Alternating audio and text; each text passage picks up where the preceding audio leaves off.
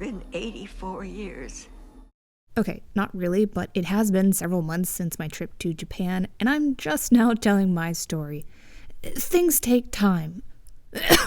Procrastination. Anyway, my husband and I visited Japan in October of 2019.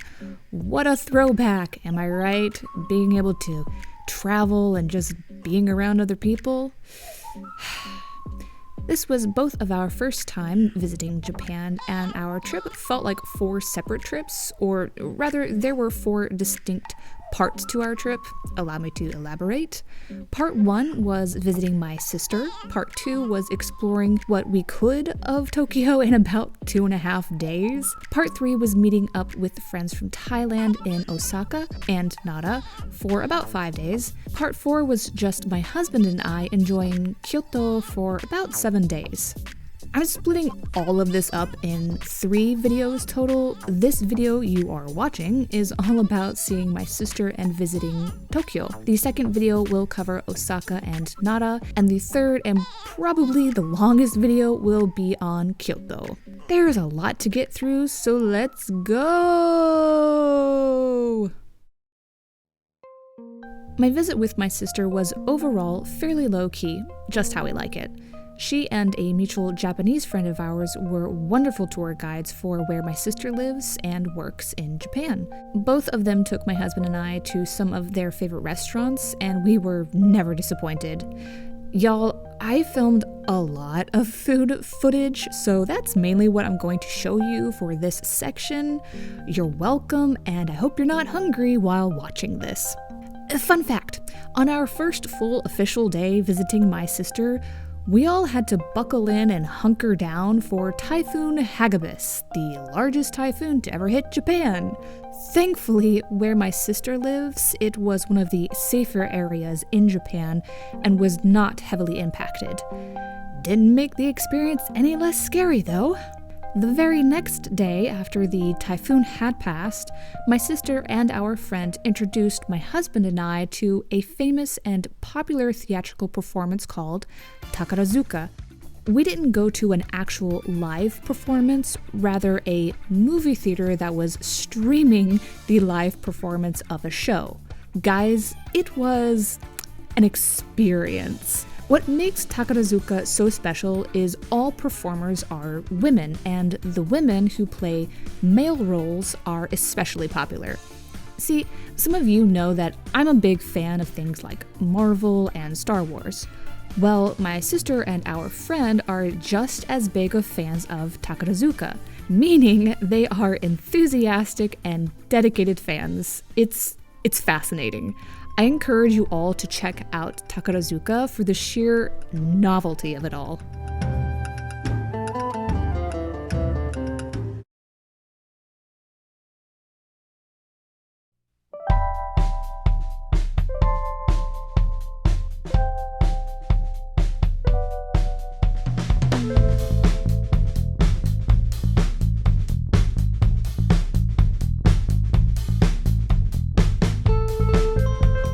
So you said this is cow piss. Cow piss. And, okay. Cheers. I already drank it, but come fine. Oh, you like it? I think so. Like a sweet milky Gatorade.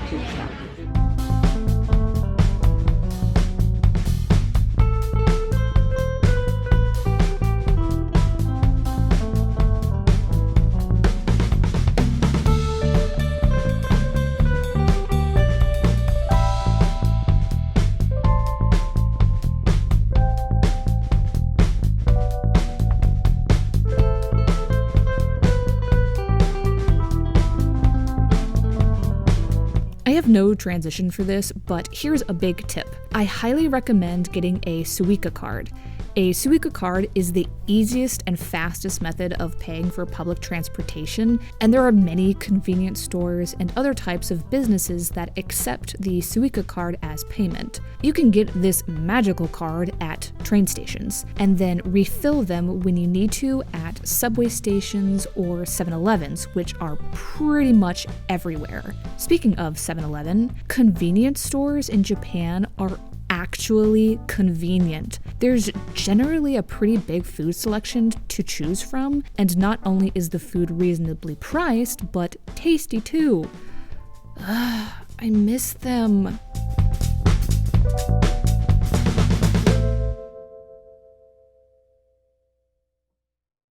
I've heard numerous times that you really only need 2 to 3 days in Tokyo and then you're good.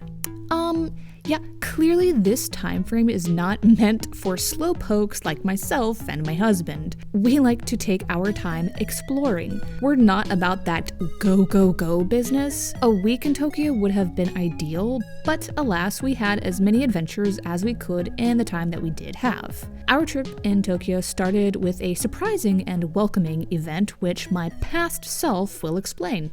So, my husband and I arrived here in Tokyo yesterday, and we looked a little bit lost because we were. And a Japanese man who had apparently lived in the US for a little bit, he's like, "Do you guys need some help?" And we did, and he helped us. He was with, I think, his girlfriend or something, and they helped guide us to where our hotel is, which, I don't know, I feel like, I mean, that does happen in the US, but I don't know, it felt very special. Very grateful that someone helped us out. So that's my story, and I don't know how to end this, but look, you guys, Shinjuku Station, and there's trains and stuff down below us. Cool. Okay, you can pause it now. Speaking of subway stations and trains, the subway trains in Tokyo are great at letting you know which stop you're at and where you're heading to next, both with visuals like this and over the speaker. Some of the subway stations, especially ones like the Shinjuku station, can be huge. Expect to get lost at least once or twice.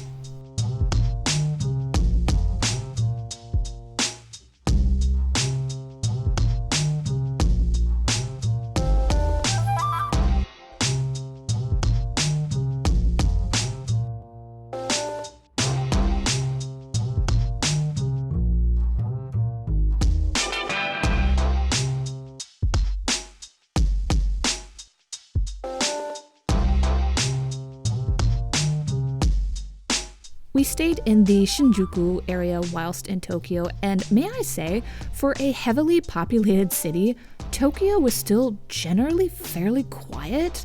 It was different, but a welcoming surprise. Also, before I forget to mention, I really like a lot of the fashion styles I saw during our trip. It's all about comfort, and while the silhouettes may be big and flowy, it's not without structure too. It's so nice.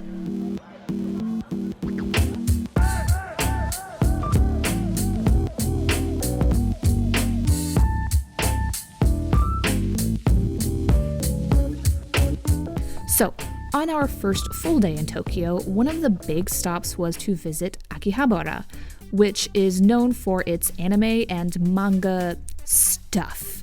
I was on the hunt for some goodies from the anime Yuri on Ice, but it was not successful. There was very little of anything to be found for Yuri on Ice. A shame.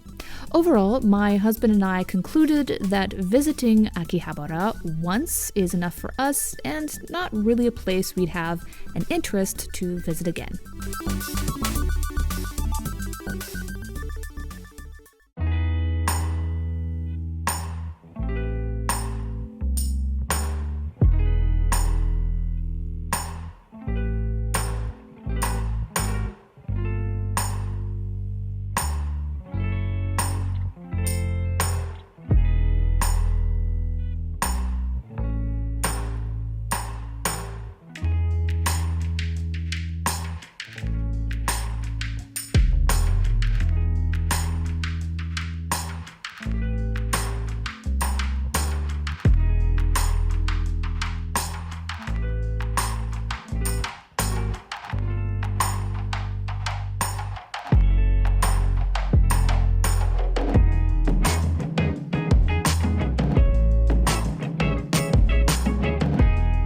That same day, we had a sort of unsuccessful trip to the Imperial Palace. See, remember how I said we like to take our time with things? Yeah, so we spent so long taking pictures and video on the way to the Imperial Palace that by the time we could even see a glimpse of the palace in the distance, it was already closing. But hey, what little we saw of the palace and the grounds surrounding it was still nice.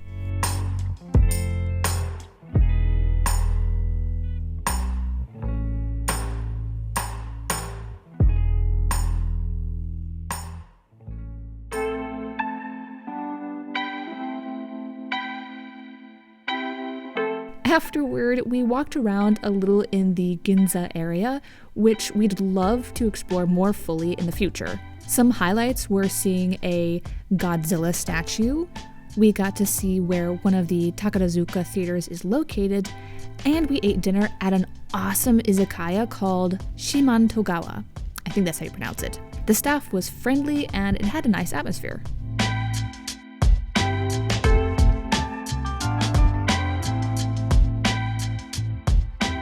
Another hot tip! If you are needing to use a JR pass to travel on the Shinkansen multiple times or really more than once, I recommend purchasing a JR pass. They're not cheap, but worth it. I will put a link in the description box where you can learn way more information about this pass. In any case, here are 3 quick tips. 1. You can purchase a JR pass at the big train stations like the Shinjuku station in Tokyo, where we purchased ours. 2. If you can't reserve your seats ahead of time, then make sure to get to your train 20 to 30 minutes ahead of time for the non-reserved seating areas. 3. Carrying large suitcases on any JR line is tricky. Not all cars on the trains have the space to hold big suitcases properly or securely, so you may end up having to keep a big suitcase in the same space you're sitting. The open compartments above the seats are only meant to hold medium-sized suitcases at maximum. Okie dokie, while this is a wrap on part 1 and 2 of this trip, please look forward to the second video, which, as I mentioned, will cover our visit to Osaka and Nara with some of our friends from Thailand. Until then, thank you all very much for watching. Like and subscribe if it feels right to you. Please take care, everyone, and I will see you in my next video. Bye!